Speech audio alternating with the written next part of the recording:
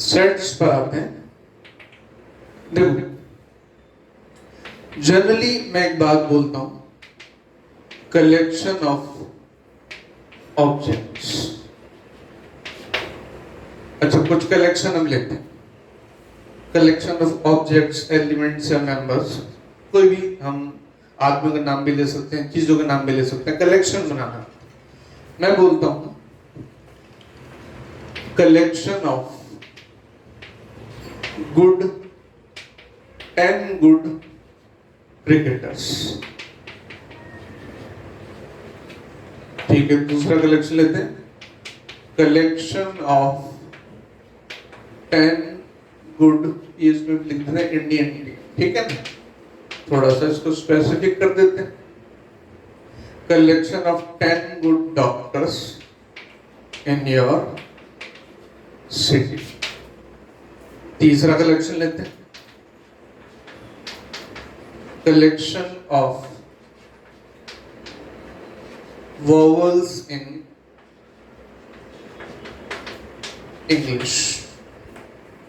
Okay, एक और लेते हैं, collection of boys in your class. अब देखो, ये चारों कलेक्शन, फर्स्ट में 10 गुड क्रिकेटर्स बोला है इंडियन टीम।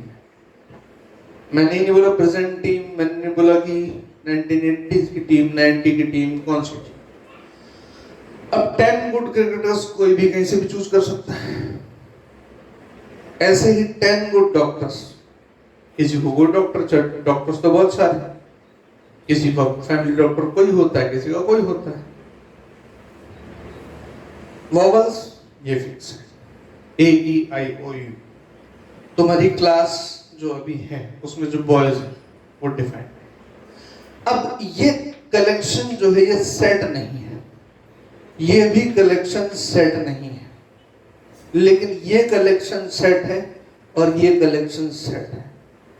अब क्या बात आई इसमें कि हम इसको क्यों सेट कह रहे हैं, बस इतनी सी बात है जो कि सेट की डेफिनेशन देती है। वो डेफिनेशन ये है कि हमारे पास जो कलेक्शन होना चाहिए, कलेक्शन ऑफ वेल डिफाइंड, सबसे इंपॉर्टेंट बात जो है वो ये है, वेल डिफाइंड ऑब्जेक्ट्स और एलिमेंट्स और मेंबर्स वेल डिफाइंड चाहिए, तब कलेक्शन सेट कहलाएगा। अदरवाइज वो सिंपल लैंग्वेज में कलेक्शन है, हर किसी का अपना कलेक्शन हो सकता है। लेकिन सेट जो मैथमेटिक्स में है वो वेल डिफाइंड ऑब्जेक्ट्स का कलेक्शन होना चाहिए। Got it? अब इस तरीके से तुम बता सकते हो अच्छे से कि मैं तुमसे कहूं कि collection of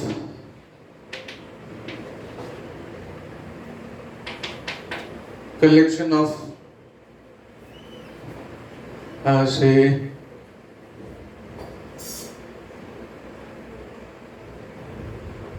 students scored more than 90% in class 10th in your class। Well defined. तुम्हारी क्लास में जो भी स्टूडेंट्स हैं उसमें से कितने लोगों ने 10th क्लास में अबाउट 90% स्कोर किया, डेफिनेटली एक डिफाइंड बात हो गई। ये एक सेट है। यहां तक बात समझे? तो सीधी बात ये है कि it must be well defined. ठीक है, आगे चलते हैं।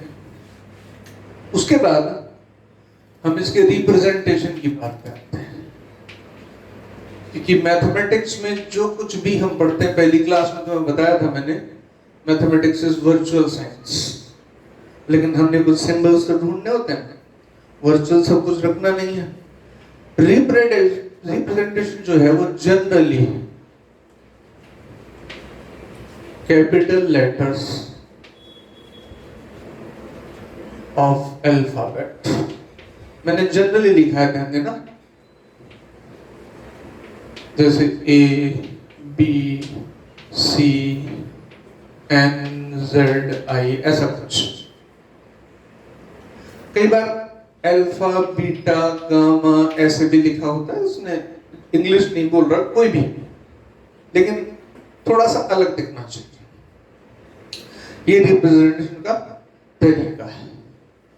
अब इसके अंदर के एलिमेंट्स को जो हम लिखते हैं, जैसे मैं वोवल्स की बात करता हूं, है ना, तो मैंने लिखा वोवल्स इन इंग्लिश, तो मैंने यहां रिप्रेजेंटेशन के लिए चूज किया वी, ठीक है। उसके बाद एक curly bracket A E I O U, ये सारे जो है इसके एलिमेंट्स, और एलिमेंट्स को रिप्रेजेंट करते हैं स्मॉल लेटर्स से। ये भी फिर मैं लिख रहा हूं जनरली,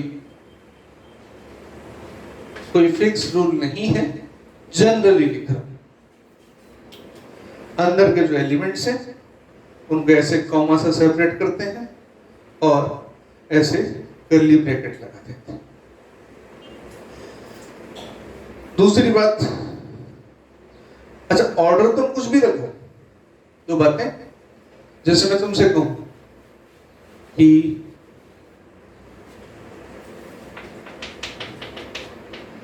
मैं कहूं set of letters in word school, तो तुम इसको W से रिप्रेजेंट कर सकते हो, लिखोगे SCHOOL,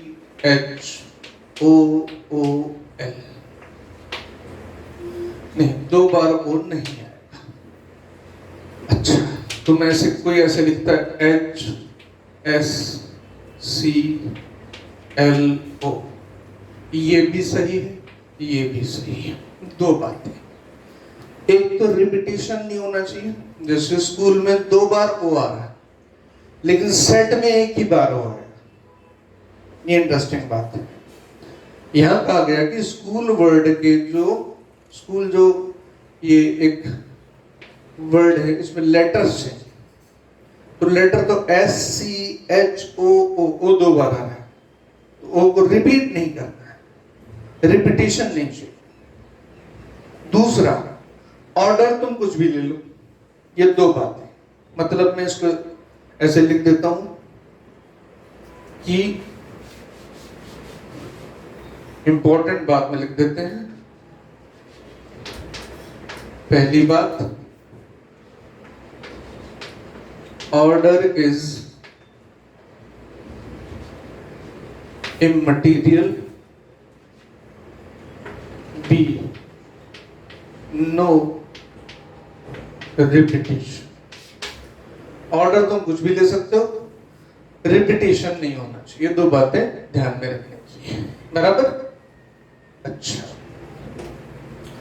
बिल्कुल सिंपल सिंपल से, बिल्कुल आराम से लेके चलते हैं एनसीईआरटी के अकॉर्डिंग, जैसा कुछ उसमें लिखा हुआ है उन्हीं डेफिनेशंस को समझते हुए। डेफिनेटली एनसीईआरटी अगर तुम ठीक ठाक से कर लेते हो अच्छे से, तो 80-90% आराम से हो जाता है, और उसके आगे हम आईआईटी नीट में एडवांस हम चल सकते हैं।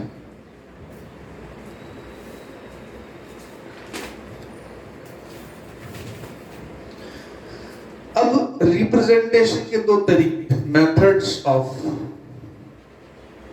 रिप्रेजेंटेशन। देखो, एक तो मैं लिख ही रहा हूं, एक कहलाता है रोस्टर और टेबुलर फॉर्म, दूसरा कहलाता है सेट बिल्डर फॉर्म। पहला मेथड जो है रोस्टर फॉर्म, जो तुमने अभी पढ़ा, हम एक सिंबल शो करते हैं, उसके अंदर एलिमेंट रख देते हैं, टेबुलर फॉर्म। जैसे मैं एक एग्जांपल दूं, number of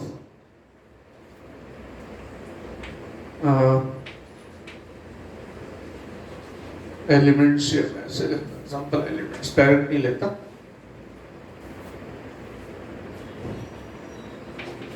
positive numbers less than 25 less than और equal to 25 and divisible by 5। तो हम यहां लिखते हैं, मान लो इसको सेट ए से, ये हो गया 5, 10, 15, 20 और 25। ये हमने इस तरह से लिख दिया। ये टेबुलर फॉर्म है। कोई एग्जांपल लेते हैं हम, जैसे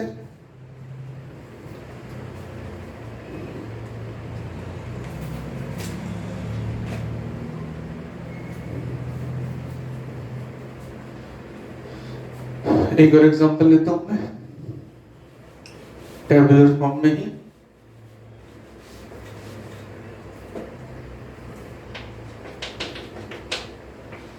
set of letters in the word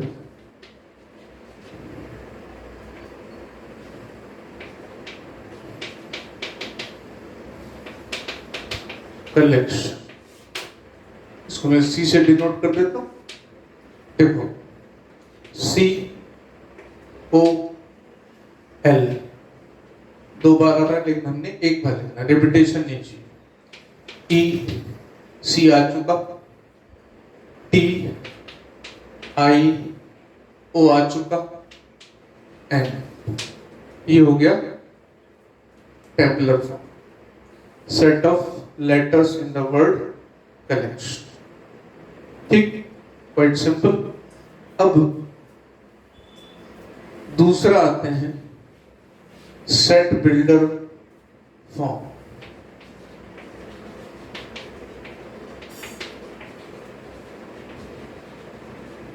इस पर्टिकुलर सेट बिल्डर फॉर्म में क्या होगा, देखो जो सारे एलिमेंट्स हैं वो सारे एलिमेंट्स एक पर्टिकुलर कैरेक्टरिस्टिक, मतलब मैं इसको लिखूं ऑल एलिमेंट्स possess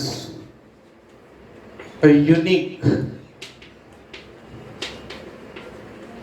characteristics।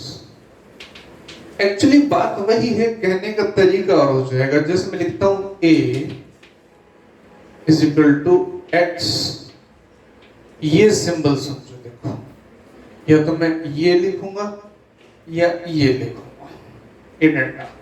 इसका मतलब होता है सच दैट, इसका मतलब भी सच दैट होता है। मैंने लिखा X such that X is equal to n square, n less than equals to 5, greater than equals to 1,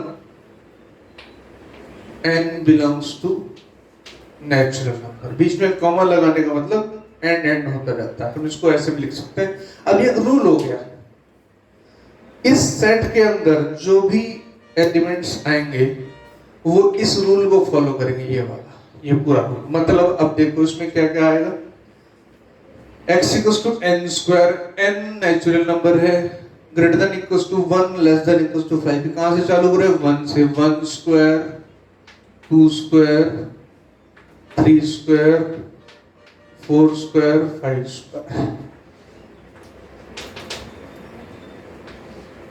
ये हुआ 1, 4, 9, 16, 25। Got it? अब एक एग्जांपल और ले। ये सेट बिल्डर फॉर्म, मतलब एक बिल्डिंग ब्लॉक, बिल्डिंग बनाने का, बिल्डअप करने का एक हमने रूल बना दिया। उस रूल को सेट के सभी एलिमेंट्स फॉलो करते हैं। मान लो एक ही एग्जांपल लेता हूँ, जो टाइप्स ऑफ प्रॉब्लम सेट में होती हैं वो स्ट्रेट टेबुलर फॉर्म होती है, 4 टाइप्स होते हैं।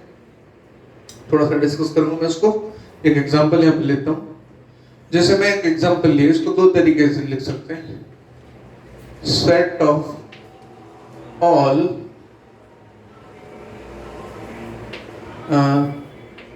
odd natural numbers।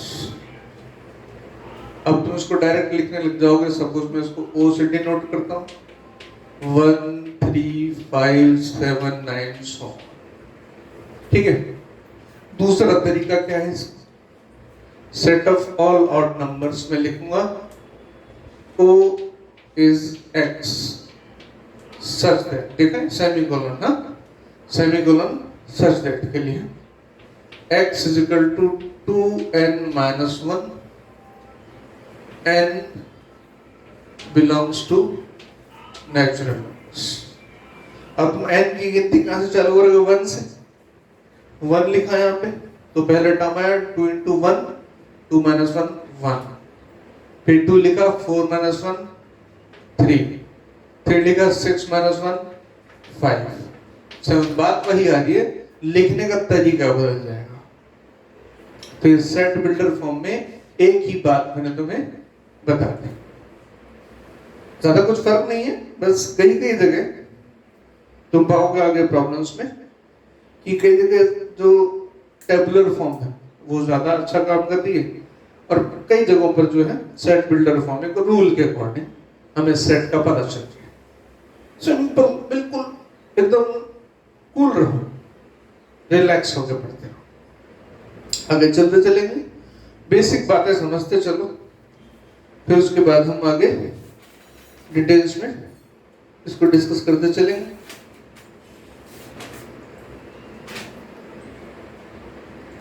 हाँ, एक चीज हो सकती है, आप कैसे भी करो उसको, जो इंपॉर्टेंट है, जो टाइप्स बुक में लिखे रहते हैं, टाइप्स ऑफ प्रॉब्लम्स, मतलब इसमें जो आता है टाइप्स ऑफ प्रॉब्लम्स, पहला तो सीधा सीधा जो फर्स्ट टाइप है, टाइप फर्स्ट, ये है टेबुलर और रोस्टर फॉर्म। मैं एग्जांपल दे चुका हूं, फिर भी मैं एक एग्जांपल लेता हूं।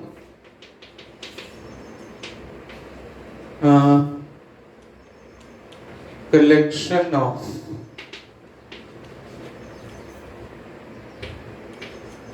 letters in the word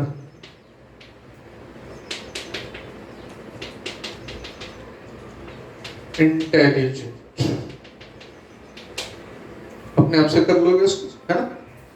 मैं इसको लिख देता हूं L I N T E L, L 2 बार है, एक बार लेना है, I आ चुका है, G E आ चुका है, N आ चुका है, T आ चुका है, ये काम। दूसरा टाइप होता है कि कुछ टर्म दे दी हमने टाइप सेकंड में, और फिर हमने कहा इसको सेट बिल्डर फॉर्म में लिखो। ये भी कोई खास बात नहीं है। अब कहा जाए x कोई सेट है L, x such that x is letter in the word letter। कुछ भी, जैसे ऊपर इंटेलिजेंट लिखा, इसको लिखते हैं I, X, X is letter in the word intelligent। Normal सी बात। जो थर्ड टाइप है उसमें थोड़ा सा हमें थर्ड और फोर्थ में कि हम दोनों में से किसी एक का कन्वर्जन करें, सेट बिल्डर फॉर्म से टेबुलर फॉर्म में या टेबुलर फॉर्म से सेट बिल्डर। तो मैं थर्ड टाइप लेता हूं। टाइप जो प्रॉब्लम्स हैं from tabular form to set builder form, ये बड़ी काम की चीज है, ये आगे तुम्हें बहुत काम आएगी। जैसे मैंने एक सेट दिया ए, ये है 1/2, 2/3, 3/4, 4/5, सो ऑन, ऐसे चल रहा है। अब ये टेबुलर फॉर्म में है, इसको सेट बिल्डर फॉर्म में कन्वर्ट करना है। तो एक चीज है x इज इक्वल टू, अब तुम्हें यहाँ पर एक बात समझ में आई, यहाँ 1 है, यहाँ 2 है, यहाँ 2, 3, 3, 4, 4, 5, मतलब मैं इसको लिखूंगा n/n + 1, n belongs to natural number. अब तुम n = 1 से स्टार्ट करो, 1/1 + 1 2, फिर लिखोगे 2, 2/2 + 1 3, फिर लिखोगे 3/3 + 1, इस तरह से चलते जाए। तो ये टेबुलर फॉर्म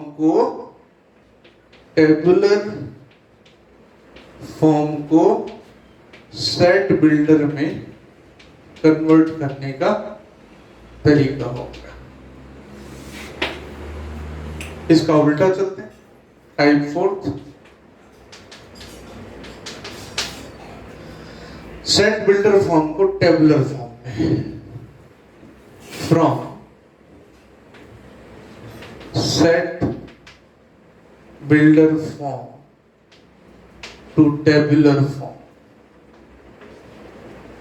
देखो, अब सपोज तुम एक सेट दे दिया कोई ए, ये है 3, लिखूंगा 1, 3, 9, 81 और 243, सो ऑन। अब ये ऑलरेडी टेबुलर फॉर्म में है, इसको किसी रूल में डाल सकते हो। देखो जरा ध्यान से, 3, फिर 9, फिर 81, फिर 243, ध्यान से देखोगे तो ये ऐसे मिलेगा, a = 3^1, 3^2, 3^3, 3^4, ऐसे चल रहा है। देखो, ढूंढोगे तो मिलेगा डेफिनेटली। मतलब x is such that 3^n और n belongs to natural number. ये टेबुलर फॉर्म से सेट बिल्डर फॉर्म में हो गया। ठीक है बेटा, यहाँ तक हमने सेट थ्योरी की बेसिक बातें पढ़ी। आगे हम इसकी थोड़ी सी एडवांस प्रॉब्लम्स करेंगे। कुछ स्टैंडर्ड सेट्स होते हैं, नेचुरल नंबर, रियल नंबर, इनके बारे में थोड़ी सी बात करेंगे क्योंकि वही चीजें हमें मैक्सिमम काम आने वाली है। ठीक है, थैंक यू।